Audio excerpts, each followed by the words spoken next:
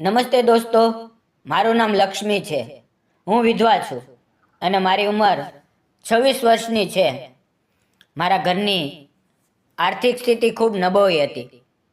આથી મારા માતા પિતાએ મારા લગ્ન જલ્દી કરી દેવાનું નક્કી કર્યું. તે મને વધુ ભણાવી શક્યા નહીં. તેમણે મારા માટે છોકરો શોધવાનું શરૂ કર્યું. મિત્રો, હું દેખાવમાં ખૂબ જ આકર્ષક હતી. ગોરો રંગ, મોટી મોટી આંખો, લાંબા વાળ અને સુંદર શરીર. આથી મારા માટે ઘણા સારા સંબંધ આવવા લાગ્યા. એવો જ એક સંબંધ મારા માટે આવ્યો. તેનું નામ મહેશ હતું. તે ખેડૂત હતો અને પોતાની 10 એકર જમીનમાં ખેતી કરતો હતો. તેના ઘરની હાલત મધ્યમ હતી, પરંતુ તેના માતા પિતા જીવતા નહોતા. તેને ફક્ત એક બહેન હતી, જેના લગ્ન પહેલા થઈ ગયા હતા. મહેશ ખૂબ હોશિયાર અને મહેનતુ હતો. અમારા લગ્ન ન થયા. અમે બંને એકબીજાને ખૂબ પ્રેમ કરતા હતા. મહેશ મારી દરેક નાની મોટી જરૂરિયાતનું ધ્યાન રાખતો. હું પણ તેને ખૂબ પ્રેમ આપતી. ખેતરમાં કામનું ભારણ વધવા લાગ્યું. તેથી મહેશે રમેશ નામના એક યુવાનને મદદ માટે રાખ્યો. રમેશ તેનો જૂનો મિત્ર હતો અને ખૂબ જ આકર્ષક હતો.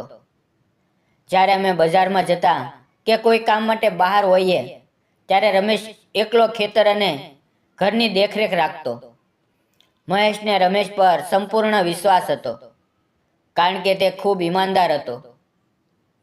તેના ઘરની આર્થિક સ્થિતિ થોડી નબળી હતી, પરંતુ તે ખૂબ મહેનતુ અને સારી રીતે કામ કરતો. આમ જ કેટલાક મહિના વીતી ગયા.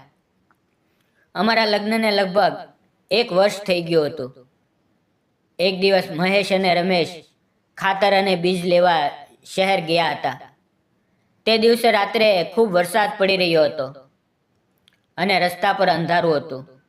તે જ સમયે તેમના ટ્રેક્ટરનો અકસ્માત થયો. મહેશ ટ્રેક્ટર ચલાવતો હતો, તેથી તેને માથામાં અને છાતીમાં ગંભીર ઈજા થઈ.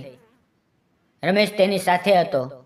તેને હોસ્પિટલમાં લઈ જવામાં આવ્યા, પરંતુ 3-4 દિવસ પછી મહેશનું મૃત્યુ થઈ ગયું, કારણ કે તેની ઈજા ખૂબ ગંભીર હતી. મિત્રો, મારે કોઈ સંતાન નહોતું. હું શું કરું? મને કાંઈ સમજાતું નહોતું. હું સંપૂર્ણ રીતે તૂટી ગઈ હતી. મારા પતિના મૃત્યુ પછી હું 1-2 મહિના માટે મારા માતા પિતાના ઘરે ગઈ. તેમણે મને ખૂબ સમજાવવાનો પ્રયાસ કર્યો, પરંતુ મારો કોઈ સહારો નહોતો. તેથી શું કરવું તે સમજાતું નહોતું. આ 2 મહિના દરમિયાન મારા પતિનો મિત્ર રમેશ ખેતર અને ઘરની સંભાળ લીધી. પછી મેં સાસરે પાછા ફરવાનું નક્કી કર્યું. મારા માતા પિતા મને સાસરે મૂકવા આવ્યા. સાસરે આવ્યા પછી રમેશે મારી સાથે મુલાકાત કરી. તેણે મને છેલ્લા 2 મહિનાનો સંપૂર્ણ હિસાબ આપ્યો. મને પણ તેના પર વિશ્વાસ હતો. તેણે મળેલા બધા પૈસા મને આપી દીધા. મેં તેનો ખૂબ આભાર માન્યો. મિત્રો, મારું ભણતર વધુ નહોતું, તેથી મને ખેતીનો વ્યવહાર સમજાતો નહોતો. મેં રમેશને કહ્યું કે હવેથી તારે આખું ખેતર સંભાળવું પડશે. હું તારો પગાર પણ વધારી દઈશ. ખેતરની અંદર જ મારું ઘર હતું. હું ઘરમાં એકલી રહેતી હતી, ક્યારેક ખાતી, ક્યારેક નહીં. એકલી રહેવાને કારણે મને પતિ સાથે વિતાવેલી દરેક પળ અને તેનો પ્રેમ મને યાદ આવતો. રાતે મને ઊંઘ નહોતી આવતી. હું હંમેશા તેના વિશે જ વિચારતી રહેતી. હું ખરેખર પાગલોની જેમ વર્તન કરવા લાગી. રમેશ રોજ સાંજે ઘરે આવતો અને આખા દિવસનો હિસાબ આપતો.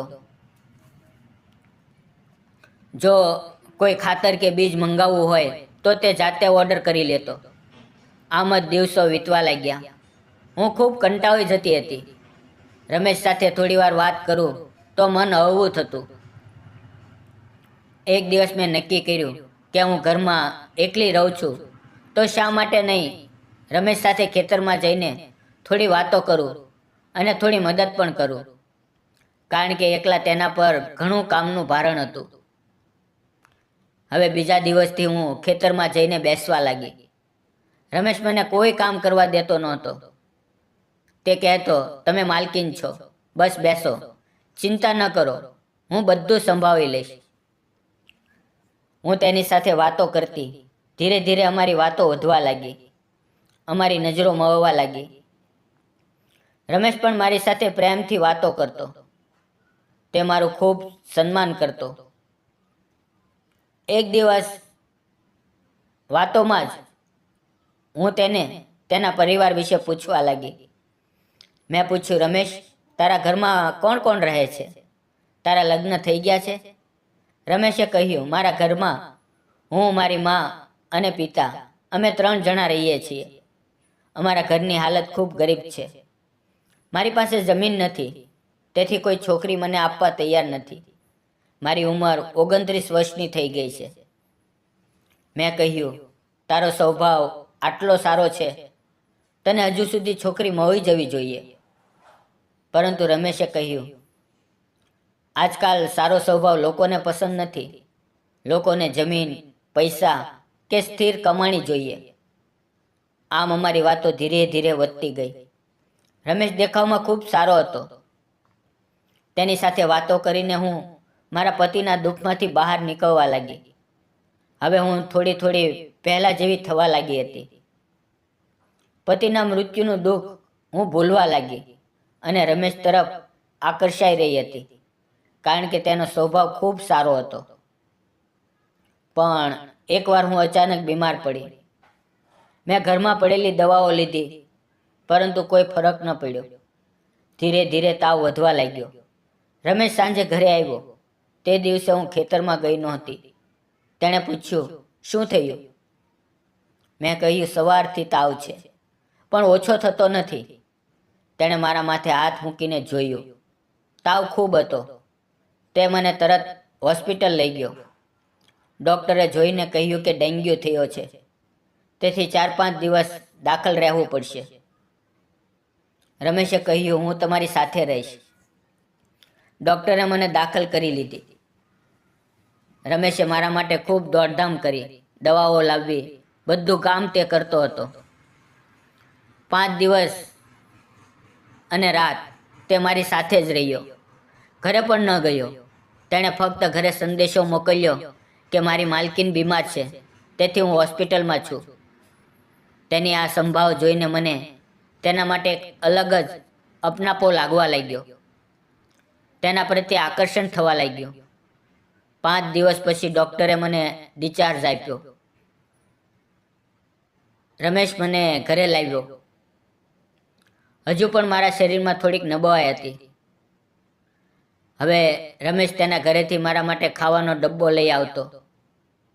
આગલા 5-6 દિવસ તે મારા માટે ખાવાનું લાવ્યો. તે ખૂબ સારો હતો. હવે હું સંપૂર્ણ રીતે ઠીક થઈ ગઈ હતી. ફરીથી હું ખેતરમાં તેની સાથે કામ કરવા જતી. હવે અમારી વચ્ચે ખૂબ જ નિકટતા વધતી ગઈ હતી, પરંતુ રમેશ તરફથી કોઈ પ્રતિક્રિયા નહોતી મળતી. તે ખૂબ ઈમાનદાર હતો. રોજ સવારે રમેશ આવીને જરૂરી વસ્તુઓ લઈ જતો. એકવાર સવારે હું કપડાં બદલી રહી હતી અને દરવાજો બંધ કરવાનું ભૂલી ગઈ હતી. રમેશ આવ્યો અને મને અચાનક જોઈ ગયો. અમે બંને શરમાઈ ગયા. તેણે તરત નજર ફેરવી લીધી. હિસાબના ચોપડા લઈને તે ચાલ્યો ગયો અને કંઈ બોલ્યો નહીં. મને રમેશ પહેલેથી જ પસંદ હતો, પરંતુ હવે તેની સામે જવામાં શરમ આવવા લાગી. આને લીધે તે દિવસે હું ખેતરમાં ગઈ નહીં. તે એકલો જ કામ કરતો રહ્યો. બપોરે મેં તેને ફોન કર્યો અને કહ્યું, ખાવા માટે આવી જા. આજે આપણે અહીંયા ઘરે સાથે ખાઈશું, ખેતરમાં નહીં. થોડી વાર પછી તે ડબ્બો લઈને આવ્યો અને મેં ઘરનું ખાવાનું તૈયાર કર્યું. અમે બંને સાથે બેસીને ખાવા લાગ્યા. અમે ચોરી છુપે એકબીજાને જોતા હતા, પરંતુ કોઈ બોલતું નહોતું. ધીરે ધીરે ખાવાનું પૂરું થયું. ખાવાનું ખાઈને રમેશે કહ્યું, મને માફ કરજો. મેં જાણી જોઈને તમને એ રીતે નહોતા જોયા. હું તો ફક્ત હિસાબના ચોપડા લેવા આવ્યો હતો. મેં કહ્યું, સોરી ન બોલો. ખરેખર તો દરવાજો બંધ કરવાનું મને જ ભૂલાઈ ગયું. એમાં મારી જ ભૂલ હતી. રમેશ, એક વાત સાચે સાચી કહું, તું મને ખૂબ ગમે છે. છેલ્લા કેટલાય દિવસથી મને તારી સાથે ખૂબ સારું લાગે છે. જ્યારે હું દવાખાનામાં હતી ત્યારે તે મારી ખૂબ સંભાળ લીધી. મારા પતિના મૃત્યુ પછી આ ખેતરને તે એકલાએ સંભાળ્યું. જો તારી જગ્યાએ કોઈ બીજું હોત તો ખેતરના પૈસામાં બેમાની કરી શકત. પરંતુ તું ખૂબ ઈમાનદાર છે. મારા પતિ નથી એ જાણીને કોઈ બીજું હોત તો મારી સાથે ખોટું વર્તન કરી શકત. પરંતુ તે એવું ન કર્યું. મારે તને એક વાત કહેવી છે. તું મને ખૂબ ગમે છે. હું તારી સાથે જીવન વિતાવવા માંગુ છું. પરંતુ રમેશ કંઈ બોલ્યો નહીં અને મને કોઈ પ્રતિક્રિયા ન આપી. તે ચાલ્યો ગયો. મને સમજાતું નહોતું કે શું કરું. સાંજે 6 વાગ્યે ખેતરનું કામ પૂરું કરીને રમેશ ચોપડા આપવા આવ્યો. પરંતુ દરવાજો થોડો ખુલ્લો હતો. તેને હું દેખાય નહીં તો તે મને શોધતો મારા રૂમ પાસે આવી ગયો. તેણે મને અવાજ આપ્યો. મેં તેની તરફ જોયું અને કહ્યું, રમેશ, હું જે વર્તન કરું એ ખોટું હતું, પરંતુ શું કરું? મને તારી સાથે ખૂબ સારું લાગે છે. રમેશે મારો હાથ પોતાના હાથમાં લીધો અને કહ્યું, તમારા પતિ એટલે કે મહેશ મારા ખૂબ સારા મિત્ર હતા. મારું આવું વર્તન કરવું ખોટું છે. તમે મને પસંદ કરો છો એ સાચું છે અને મને પણ તમે ખૂબ ગમો છો, પરંતુ મને યોગ્ય નથી લાગતું. મેં કહ્યું, મારા પતિ પછી જો કોઈએ ખરેખર મારી ચિંતા કરી હોય તો તે ફક્ત તે જ કરી છે. જો તારી જગ્યાએ કોઈ બીજું હોત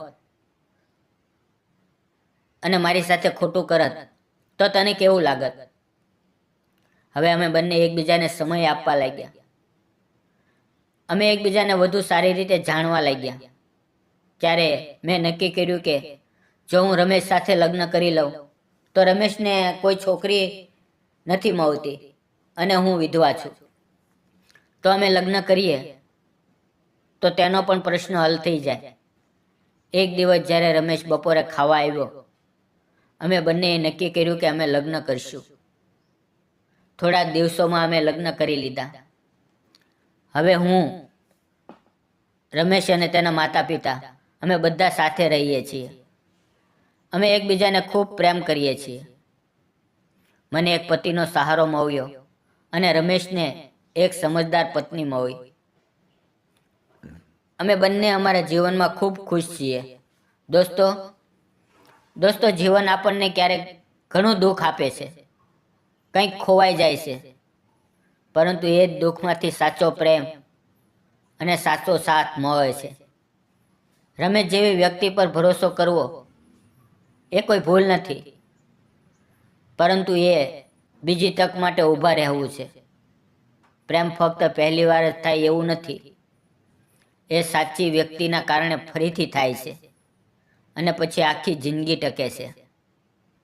જો તમને પણ પ્રેમમાં બીજી તક મળે તો ડરશો નહીં, એને સ્વીકારો. દોસ્તો, મારી અને રમેશની આ પ્રેમ કહાની તમને કેવી લાગી? જો સારી લાગી હોય તો ચેનલને લાઈક, શેર અને સબસ્ક્રાઈબ કરવાનું ન ભૂલતા. ફરી મળશું આવતીકાલે આવી જ એક સુંદર મજાની કહાનીની અંદર. ત્યાં સુધી આવજો.